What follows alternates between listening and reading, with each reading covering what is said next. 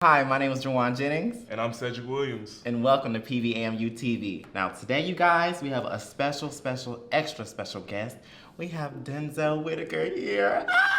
Hey, everybody. How y'all doing? I'm so excited. We're so excited. So, Yes, sir. I want you to go first. All right, so I'm going to go ahead and start it off. So, out of all of the roles that you played and everything that you've been in, what was the cringiest role that you've been in? Cringiest. Cringiest? Ooh, that's a fantastic question. Cringiest. Cringiest? I once did an underwater movie called Submerged. Okay. And that was where it was me and maybe like a gang of 7 people, give or take, right?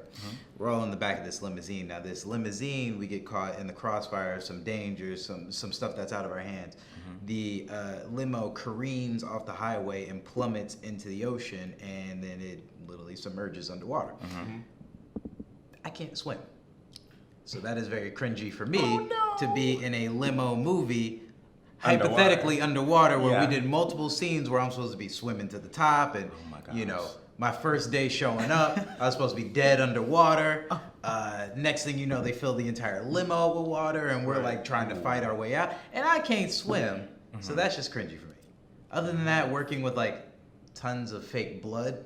I once did a Wes Craven film called the working title was 25/8. It came out as My Soul to Take. I was just about to ask you about that. Yeah. It took the words right out of my mouth. So My Soul to Take, where I got stabbed in the stomach, and after you put on so much fake blood, it starts to dry up, and then it's cold. They use packs? What do they use for fake blood? The packs?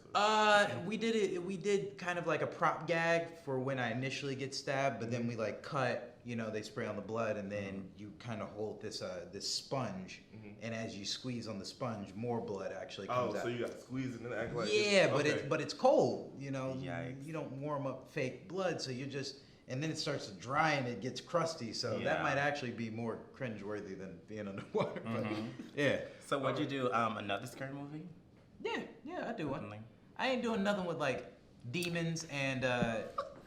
I'm not doing demons. Not doing demons. I won't do that. Yeah, don't do okay. that. You don't want that energy. No. You don't want that energy at all. Okay. I fear God too much to be doing devil work. So, Right.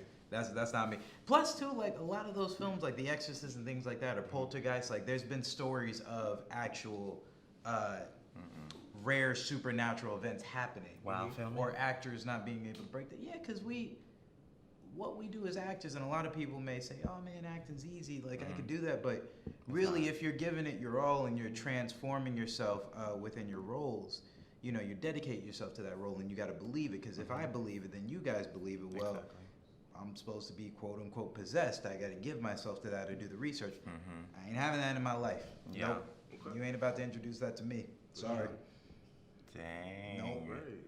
Dang. Okay, so on me? Yeah. Okay, so my question is, in terms of like the acting industry, what are some good advice and tips in terms of hustle and really working?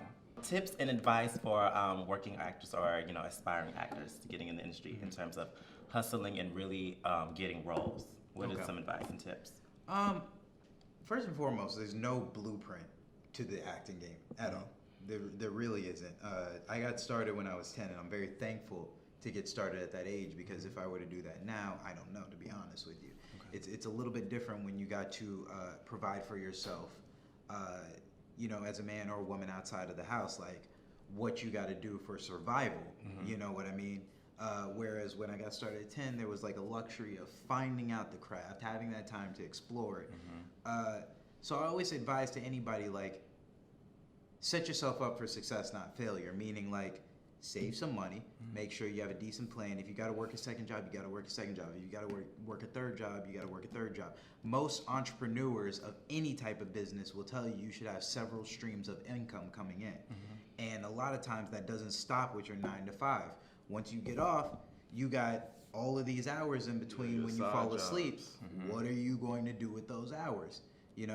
Rick Ross, I was watching this interview with him and Joe Budden, and he talks about like why MMG was always on the forefront. It's because he was like, never leave any money on the table.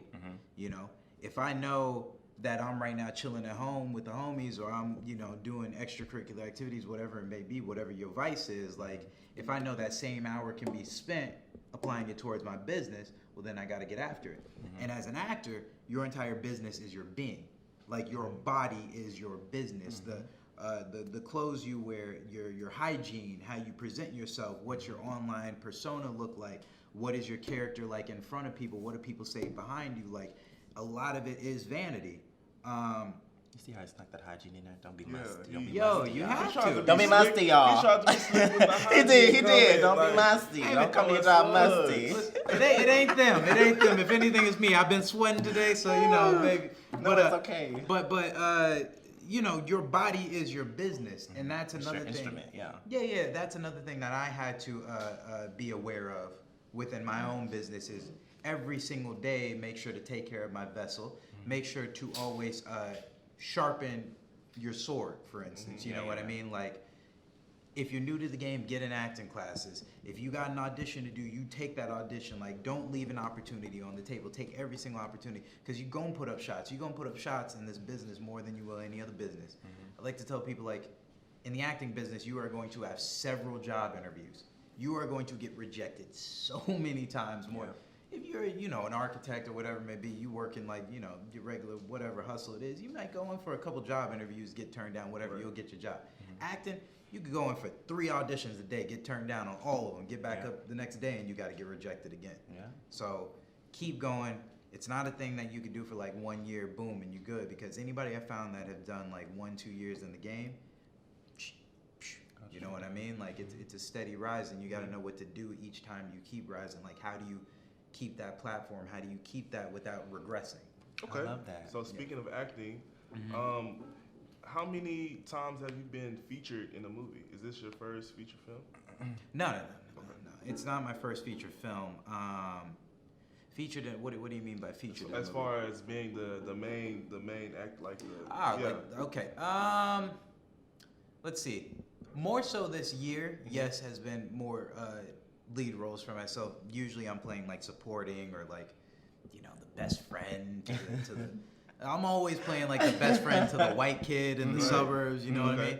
Because I grew up around white people, so naturally I that's what You you can know. play That's what those you do. You're roles, familiar yeah. with it. It's my vernacular. It's how I talk. It's Yeah.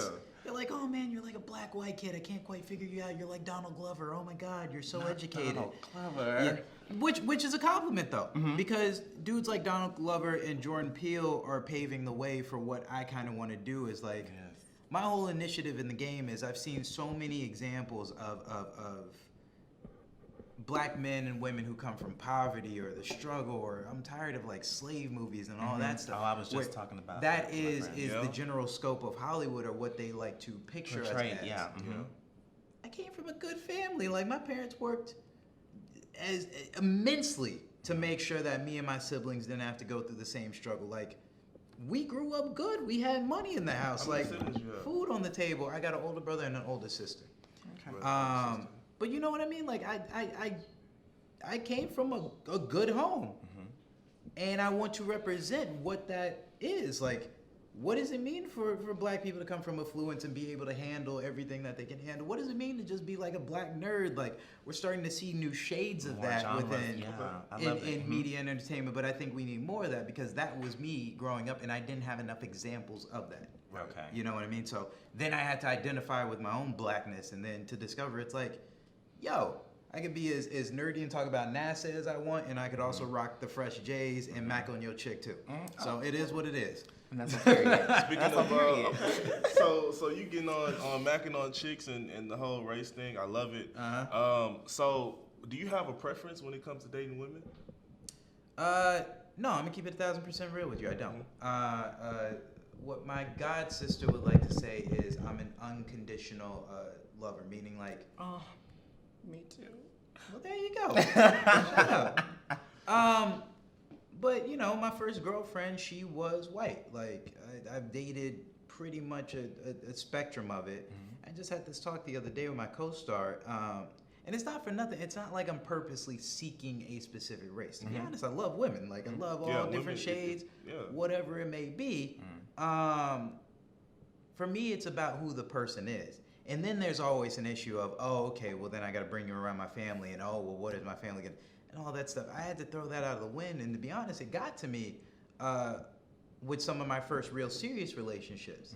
You know what I mean? When I bring a white girl home or a Latin girl home, and it's like, oh, there goes Harpo, who that white woman? there goes Denzel again. You know what I mean? Like that. But it is what it is. And to be honest with you, on the same respect, is like, I don't discriminate what race it is that I choose to date. But I do have an innate desire within me to also represent my culture the best way possible. Because you ain't about to strip me of my blackness, and you ain't about to have me out here like acting like I don't know where I came from. Wow. I enjoyed it. It's the whole complex to me, or at least what I want to continue to portray in media, is it's cool to be educated. It's cool to sit at the table and be the only black person there. And guess what? I love my damn fried chicken and watermelon, and you gonna have me represent it the same exact way. And whoever I show it with, she might like it too. And she ain't about to call me out and have me dressing up like some Uncle Tom. No, that's not about to be it. I'm gonna be me, but I'm also love all. I've never had a problem not fitting in with a social circle. In fact, I kept more diverse social circles than just like a secluded one race or entity like that. You know, we had this one table back in my high school we used to call Little Africa, because there was maybe only like 20 to 23 black people within the entire high school. There's always that one table. So I even had that at one table at my middle school in high school. Right. We Little called it Little Africa. Yeah, we called it Little Africa. But they were mad at me because I never wanted to hang just at the table. Like, I'm floating from here to here to here to here, and that's how I've always been. So you can't contain that. Like, I love my culture. It is what it is, and I'm gonna date whoever I want to date. And somehow, some way, the complexities of all that, you're going to see what the new black is in America, whatever we want to call that. You have any crushes on any celebrities that you would, to this day, if mine is Jada Pinkett Smith. Okay. Queen. That's a good question, man. No. To be honest, that's a fantastic question. Because I always used to have celebrity crushes, and I wish I had more, but I don't. I do. Let's I can see. line them up. Indeed. I'm just kidding. No, I mean, if you were to pick something out, like what's my girl's name from Fresh Prince back in the day? Nia Long. Nia Long. Yeah. I thought he was gonna say Who? the little Tatiana sister. Ali. Yes, Tatiana. Oh yeah, Ali. no. Oh my God. Yo, I love her. She's gorgeous. I gotta I check love her her. out. I don't know what she looks like now, but I So gotta check her Ashley, out. bro. Yeah. Right. Ashley. We Yes. can put her on the list. We put Nia Long on the list. You know what I mean? Selma Hayek used to be a jam of mine when she was in what's What's her name? Selma Hayek. Ooh, The gotta see a old picture. school Tarantino Robert Rodriguez film. They Die by Dawn. No, it's not They Die by Dawn. I'm sorry. From Dusk Till Dawn. If you ever seen her in there where she had the whole snake dance and she dancing on top of the table. Woo! All right. Gosh. You see what you did, Cedric? You see what you did? Hey. Let's get back on topic. Come on, man, yeah. Okay, so I want to talk about the Great Debaters Uh-huh. and Training Day. Now, what was your experience like for both sets? Like, how was it? Training Day, I was very novice to the business. That was actually my first role. It I was know you supposed started to off be as a background actor and Yes. then was moved up to exactly more important. Okay. Okay. There we go. You know I do my research. I see it. Good work. But yeah, that literally was my first role. So more of that was me stepping on set and being exposed to everything. And I'm not really know how a set is supposed to run. And you know, I'm just excited. It's free food, and you know, I meet Denzel Washington at the time. And again, I don't understand the magnitude of who he is. I'm 10. What do I know about acting? What do I know about the business? Right. I'm just happy I don't got to go to school. Yeah. And I know I'm in the hood, and it's like, okay, well, don't get shot. Right. And this is my chance. Yeah. So I really enjoyed that experience, and I remember it being a long process. It was a long day, and I was getting used to set hours, and you know, from then on, I went to do 2 years of background work afterwards. So that was just kind of like breezing me into the business. Background work. What do you mean? Like background talent. So you know, somebody who it's how would you say? I don't want to say crowd filler, but you know, supplementing the world, the atmosphere. You know what I mean? Whether it's somebody walking by or sitting so in the like stands. extras. Exactly. Okay. Yes, they call them extras, but you know, background talent, background casting, many Gotcha. different names. Gotcha. Extras. So that for me was just like getting into the world, and then Great Debaters, still Amazing hands movie. down. Amazing movie. Thanks, man. Yeah. Still, thank you. One of my favorite films, to be honest with you, and probably one of my prized work experiences on set, just because it was like that. Again, we went to debate camp, and then I remember like the first week, like Denzel got on us about like what it means to know our lines and to show up, because you know we had our lines. And we're all I'd get it together quick. we I'd were be all like, "Yes, sir." prepared, but I remember we did the first rehearsal, and he said, "So none of y'all know your lines. What are you gonna do on Monday?" It was like we all went home and we had to Straight train. like that? Like- Yeah. Hey, I would do it too. Veteran No. in the game, like, come on now, y'all. That's the wonderful thing, and I'm so thankful to this day, is that Denzel was an incredible mentor in I my was life. just gonna ask you. It's so crazy how our questions are blending in. I was just Oh, gonna bro. ask you that. Listen, man. How was that? The first week of filming, I remember he came up to me because there was one scene I had in particular where I'm getting ready for debate tryouts. Mm-hmm. I'm putting on the aftershave, you know, I'm getting ready to go see Miss Book, and he comes up to me, he's like, "Hey, man, less is more." And so I tried again. He's like, "No, less." And from then on, he was like, "Yeah, that's the right take. Keep doing that. It's all about the shades of gray. You know, life isn't just black and white. It's the shades of gray. It's the little nuances in between."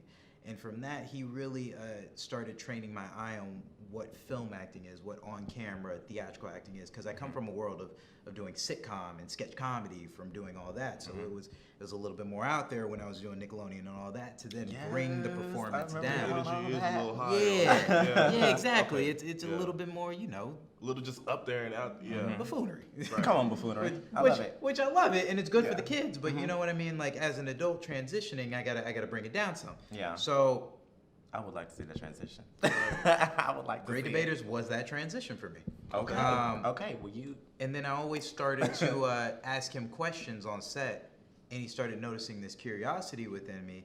And he bought me my first camera, got me a director's viewfinder. He said, "Bring a sketch pad every single day or a book, and bring your chair right next to me, and I'm gonna teach you what I know about directing and acting." So I show up every day, and he had a whole bunch of quotes, and I was just starting like a little diary of everything that he would tell me. To even when we wrapped the film, you know, he would invite me to the editing bay, show me how the film's cut, show me how they like put in temp score, and then how they go to the actual sound stages, different things like that. And he persuaded me to go to film school. So he really has been monumental with my transition from in front of the camera to behind the camera, and also just elevating everything that I do theatrical wise with my acting. And ever since then, I've been able to find the nuances since. And it was like after that first week, I snapped into it, and I was like, "Oh, okay, so this is what acting is about." And once that snapped for me, it broadened my horizons. He wanted you real well-rounded. Yeah, absolutely. I mean, I love that. You're thrown in with like Denzel, you're thrown in with Forrest, with Nate, with Journey, with Jermaine. You're thrown in with all of these people who have this immense amount of talent, on top of everybody who is supporting within that film as well, to then be like, all right, sink or swim. The fact of the matter that I can walk away from that film or even be recognized at NAACP for Best Supporting Actor, which I'm still still shocked about. You know what I mean? Like the fact that it is a testament to how much I had to rise to the occasion, but how instrumental all of those pieces were to my development. You know what I mean? So I'm thankful for it, man. Life is crazy. It's the first time I've flown on a Learjet. First time I was on a Learjet, I had lobster and crab and all that stuff. It was great. So for the people who don't know about how you got the Best Supporting Actor, could you explain to them the role that it was that you played that got you that award? Yeah, it was Great Debaters, and I won for Best Supporting Actor at the NAACP Awards. I forgot what year it was, and I was going up against Tyler Perry, Chiwetel Ejiofor, I believe that's how you pronounce his name. I think Nate was also in there. And I forgot who else I was going up against, but yeah, I didn't think I was gonna. I mean, I didn't think I was gonna win. What is that Halle Berry meme where she won that? She was like, Yo, yes, you. like I was frozen. I'm gonna be honest with you. I was frozen in my seat, and when they called my name, I thought I literally thought I misheard something. Maybe I thought I wanted to win, but no, they called my name, and I walked up there. I almost tripped. That's how excited I was. I was walking up the stage and I was like, oh boy, don't trip. Okay, I got to help myself. Yeah. Did they play the scene that it was that got you it, or it was just over the course of the whole movie? They didn't play the scene. They just played the movie. I think Denzel won that year too. I'm not sure, but yeah, man, it was a special time, bro. It was a real special time. I love that. So I want to talk about the movie that you're shooting here on campus, the freshman year. Yeah, yep. So what can you tell us about your character, or what can we expect from the movie per se? Sure. So kind of almost aligns with my initiative. I'm playing this character named Andre, who pretty much grows up in this predominantly white suburb, and you know, he plays basketball and he's immensely talented, which is not me in real life. I don't play sports. Disclaimer for anyone who watches the movie: don't be calling me. Right. Oh my God, the extras are showing up every single day, and they're like, "Yo, man, let's ball, bro." That's acting. me. I'm on the basketball team. acting. You sure was I'm an on the extra. You were basketball an extra team on it, with wasn't him. it? Yeah. I love So, it. I love it. But he's immensely talented, and he has all of the how would you say? He has all of the I'm searching for the word. All of the potential in the world in the world to be one of the greats. But he has an injury that pretty much ends, you know, his chances of getting into the school he really wants to. Kind of puts him in a slump. His grades are already in the hole, and his mom ends up sending him to Pride Valley, which is this fictional school, which we've been shooting here at Prairie View. And, you know, he gets to Pride Valley and he's got this ego. You know, he's like, oh man, you know, what do I need to be here for? I don't really care about my grades. I just want to play ball. And the dean really gets on him and is like, no, shape up, you know, understand what it means to be here, understand what it means for your heritage. And it's really a culture shock for him because now he's going to this HBCU and he's never been around his culture before. And so that's why I say it's kind of like my own personal initiative, where it's like he's thrown into the pit, and now all of a sudden it's like, oh, okay, Andre got swag. Oh, okay, he gets a taste of what it's like. Oh, okay, he's got this, you know, dark skin, you know, beautiful thing that he's like chasing after. Oh, okay, you know. But within that entire experience, it humbles him, and he finds his voice. He finds his stride. Yes, Yeah. yes. I'm so glad to have him here. Right. Okay. So who plays the dean? Oh yeah, Cheryl Lee Ralph. Woo!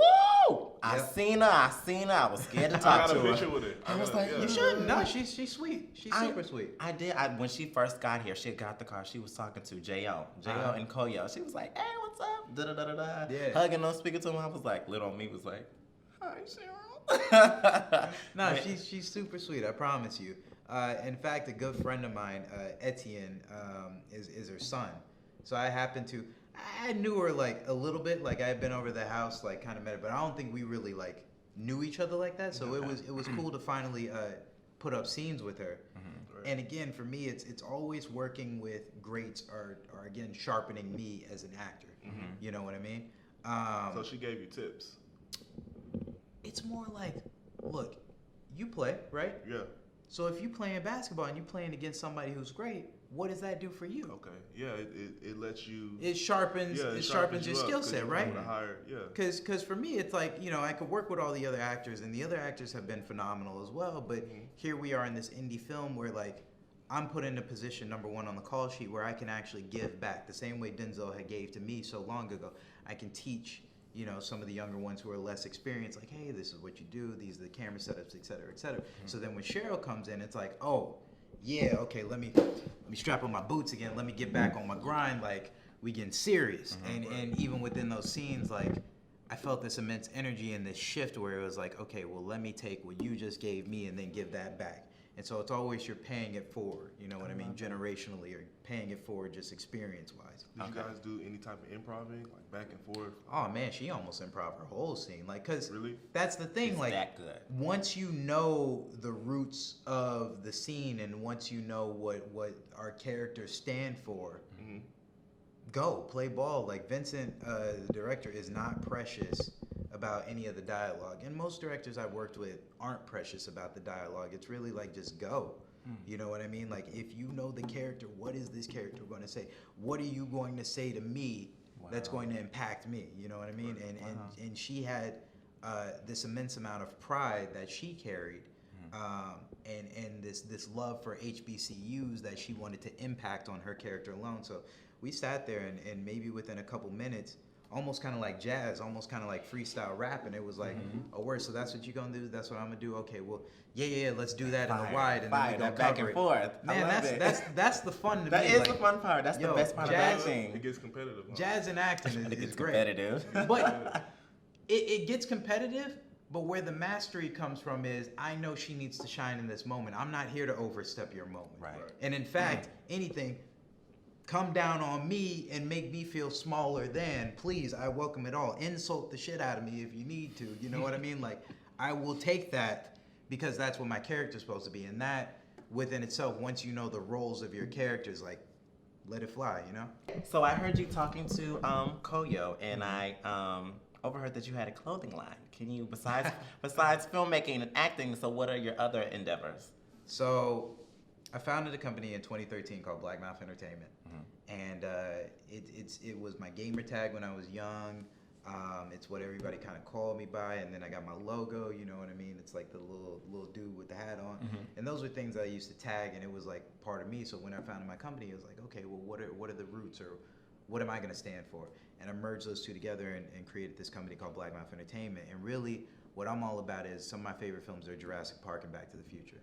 And I'm all about imagination. And I feel like the longer we retain youth and innocence, that's how we tap into our imagination. Like kids, when they, play in the field or make believe, like they're not worried about ego or anybody judging them or anything like that. It's only when we get older do we feel afraid to really leap and bound within our careers or our pursuits, especially artistry. So I want Black Mouth to always stand for immortality through youth and imagination. And with that, we shoot music videos, short films, developing features right now. And yes, clothing is a part of it. Like I've designed some merch, but I want my merch to be fly. Like, you know what I mean? Like I got a champion / Black Mouth jersey. You know what I mean? Okay. Shirts, different things like that. And I'm still working it out. It's a work in progress.